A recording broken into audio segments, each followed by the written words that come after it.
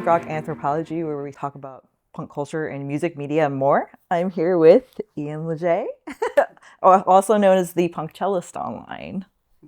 Hi. Thank you for having me. This is like kind of different interview because I had a crazy idea to fly you into Austin to come play with our musician friends here, and so you were my official guest. I'm so honored. Yeah. So I was gonna start with like how this kind of started. I went to your first show at Fest. I want to say it was like 3 years ago, or 2021. yeah, that's it. In 2021, I went to your show, loved it, great. And then the next day, I was gonna go see La Dispute and just sit on the lawn and be sad, honestly. But yeah, that was probably like a couple years after I started my channel and stuff like that, and showing my face online. And you're the second person to ever recognize me ever. And you were just screaming at me. You were like, "Oh my God, it's Punk Rock Anthem!" I'm like, "Who the fuck knows me here?" Was that at the hot dog stand? Yeah, Yes. yeah, yeah. Okay. And I was like, Ian? The fuck Cellist? I'm like, what is happening right now? That happened to me the first year though too. Yeah. Like I was local to like the fest venue, so I would just take one of those little electric scooters, like bird scooters or whatever they were, and someone was like, "Punkcellist?" And I'm like, "Who knows? Who actually recognizes me? Like, this is fake." This is fake. Yeah. But yeah, so I know that feeling of getting recognized. It's very surreal, but I wasn't expecting to know the person that was like, that was really, I was like, what the fuck is happening?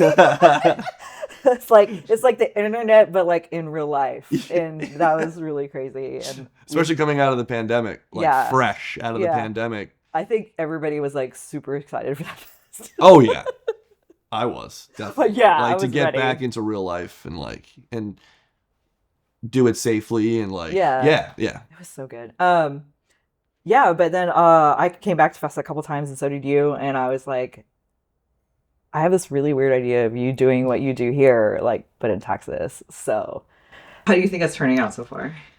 Well, people have been like, hey, I want to try and get you out to this place, ABC, and it's never happened. And this is one of the first times it's actually come together and worked. And, I got here, you had the cello already, like we got the rental set up, and we went right to rehearsal with the bands, and they all had prepared the songs really well, and being able to like jam with them on these songs was really exciting. I mean, it's a closet, but I hope you had fun. It was tight. We made it work. Yeah, we'll post the videos later and you'll understand why. But but I was so happy with how the first rehearsals went, and it's just gonna be fun tonight. We're just gonna have a blast. Yeah. So just for note, we haven't played the show yet, but that'll be available actually on Kick Butt Coffee's YouTube channel if you want to watch it later. So definitely check that out. Well, I want you specifically to talk about your music scene. You live outside of Boston, correct? Mm-hmm. Yeah. Yeah, I live in New Bedford. Yeah. So what's the music scene like there, and like how does that really influence like your style and taste when it comes to picking songs? That's a great question. I mean, New Bedford is really where I blossomed musically. I mean, I have musical parents as well, so I've been playing music ever since I was really young. Just like having fun with different styles, but I started playing violin in 3rd grade, and then I switched to cello in 4th grade, and then got a drum set kind of at the same time. They just kept giving you bigger instruments? Is that what you're saying? Kept getting bigger and bigger, yeah. So classically trained, sort of, like through school, and then on the side, I would just be playing like punk songs, or really it was more like my first favorite band, which I discovered on MTV actually, was Hoobastank, which is the funniest shit. but I loved The journey for you. I loved Crawling in the Dark. That whole album, like they're self-titled, was actually I really kind of, really yeah, no, good. I kind of get it. Yeah. So everyone's like, dude, they're just Incubus light, and I'm like, I don't know, I just like this. I'm Like, insulted as an Incubus fan. yeah. But anyways, so I would be playing all these songs on drums, right? And that led into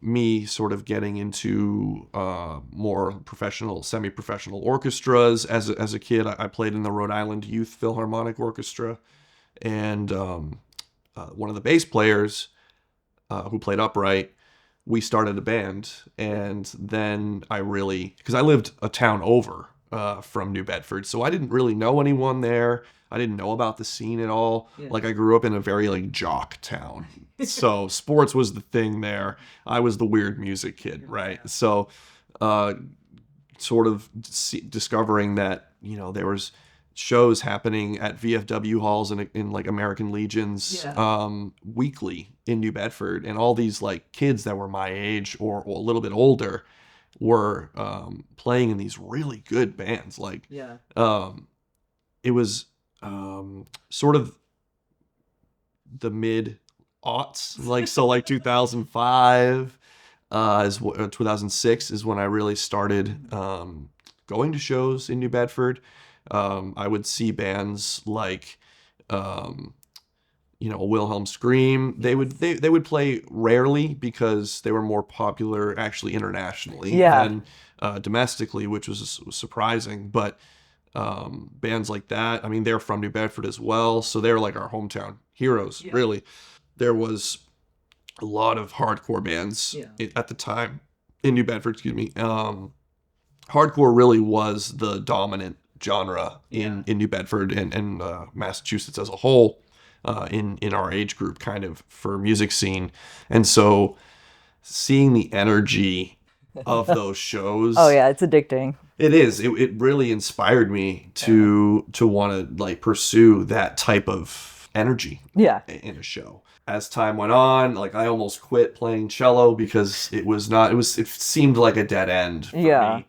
Later on is when, I eventually thought about combining punk and cello, but it took me many years to do that. So, but yeah, New Bedford is a really special place because not only is there like a robust music scene, but the arts in general there are very focused on. If you have all that dynamic, you obviously have some resources and places to do that, which is super awesome to have if you can. Yeah, there's a lot of like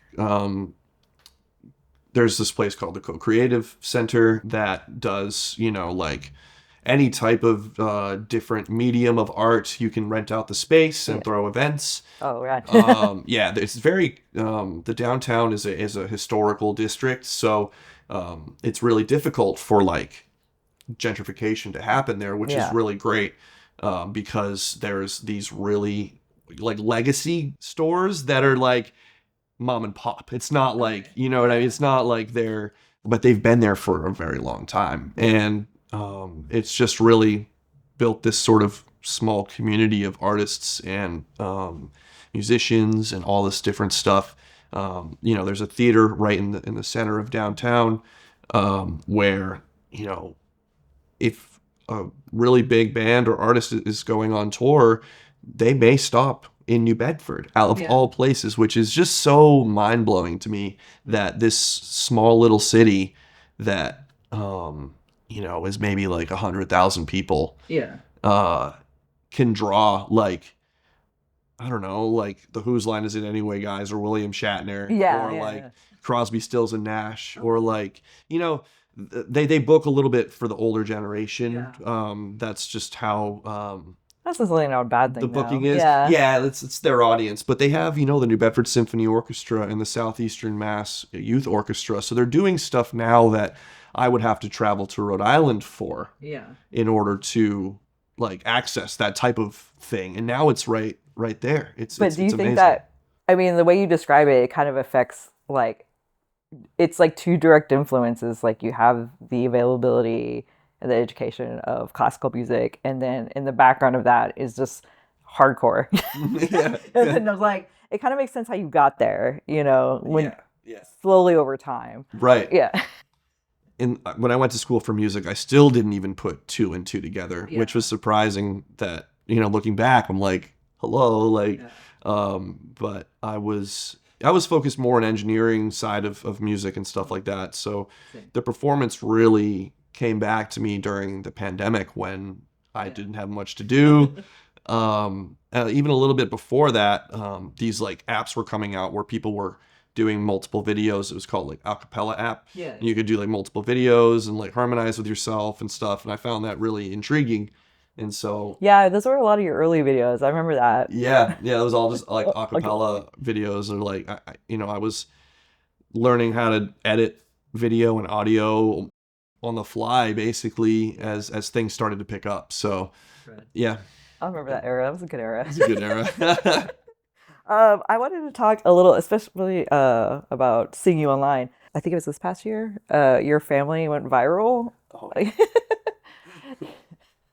So I was teasing Ian that his family is like the Partridge Family. It's like you all play musical instruments and do things together and sing around the piano like the Waltons and stuff. We're that But family. it was super endearing, and obviously y'all are very musically in tune together, but like also the fact that you did like a Fleetwood Mac cover, so it's like old people cool, Yeah. I think that's part of the reason why it went a little bit more viral is because it's like, I mean, Rumors by Fleetwood Mac, like all those songs are so well known by it's almost a perfect album. Yeah, absolutely. And I was like, this isn't Rumors here. I know, but, we were like, is it? No, this is the one with Rhiannon. I forget the name of that album, but so very well-known song and great harmony opportunities in that song. Yeah. So my mom and my sister have great voices, and I love singing harmony. So like, it was like a perfect song for us to cover. Were your parents prepared for like the online stuff? Yeah. Even my sister, not like, I feel like we weren't ready, especially for like the negative comments. Yeah, they like took it personally. Yeah, but when you reach that level of like people, that many people seeing it, you're gonna get people that are just gonna say it's a lot of people jealous that their families suck, and I totally get it at the same time. But I was like, some of the comments were really funny. They were like, all my family can do is play charades, or like like stuff like that, like get too drunk and yell at each other, So it was very telling. It was pretty neat, and it helped a lot with on like the other hand, like people who realized I play weddings and stuff like that, and then they hit me up to like work together, which is huge for any type of social media platform, to like, instead of like an endorsement or a sponsorship, like you're actually like providing a service that I really want to provide, and it makes people happy. So it's pretty fulfilling.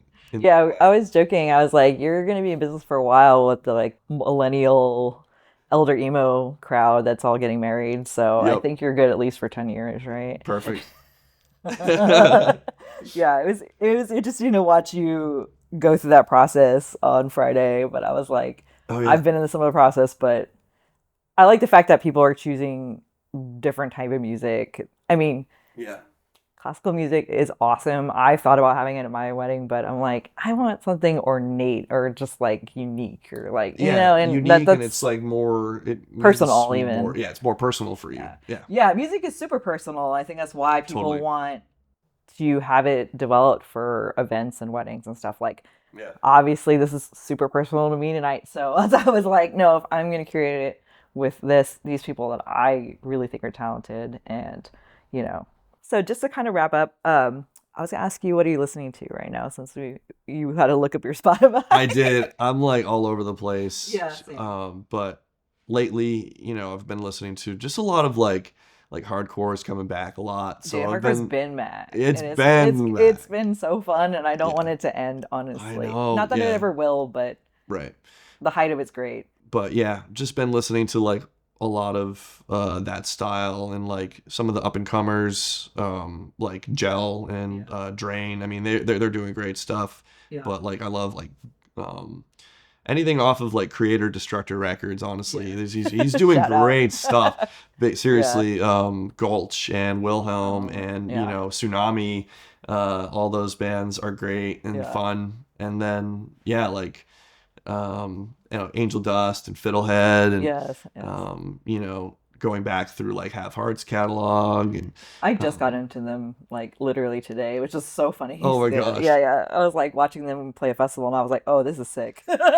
Yeah, no, that's one of my friend's girlfriends. She went to the Have Heart show in Boston. Also, shout out to Yeah. Speed who played an awesome set. Yeah, no, Speed yeah. is I was so like, much I fun. also been listening to Speed a lot, so Yeah, I totally get they're that. so good. But yeah, like when she saw a live show of Have Heart, she was like, I get it. You Yeah, know, this is it. the amount of passion in that room was Oh yeah. just it was inspiring. It was so mind-blowing and inspiring. And yeah, I was telling you earlier, I was standing up in the rafters and looking at everybody.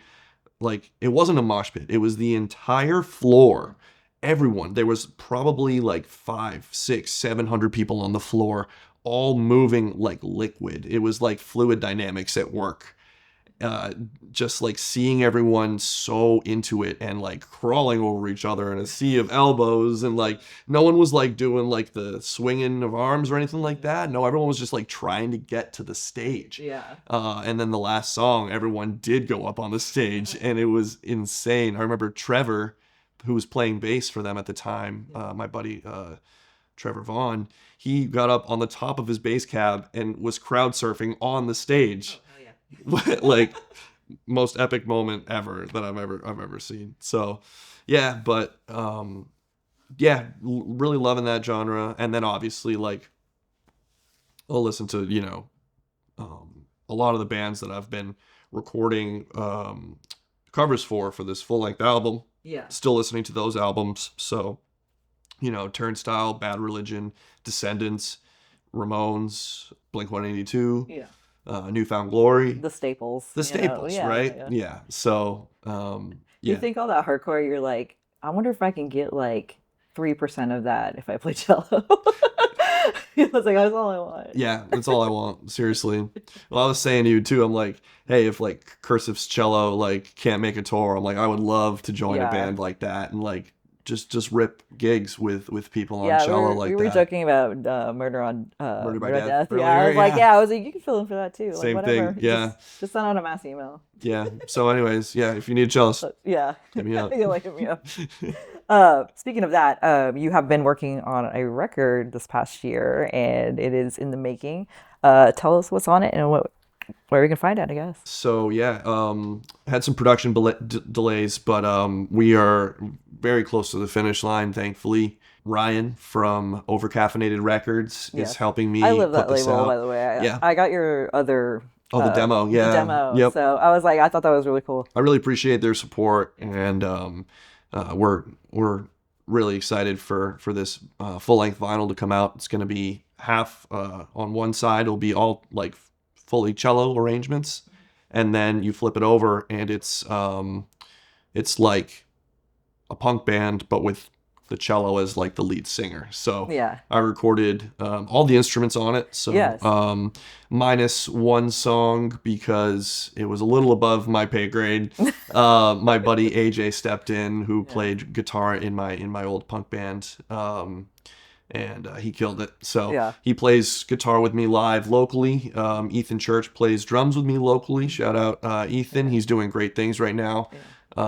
And Matt, who actually owns the bike shop that I work at, he plays that's bass so for rad. me locally. So yeah, I got him back into playing music, which is awesome because he kind of retired from the music scene for a while, but he was in one of my favorite hardcore bands as a kid You're called like, the "Come Miles on." Between. I'm like, dude, Dude, come on. you gotta Yeah. play again. So it's great that it's a little bit less.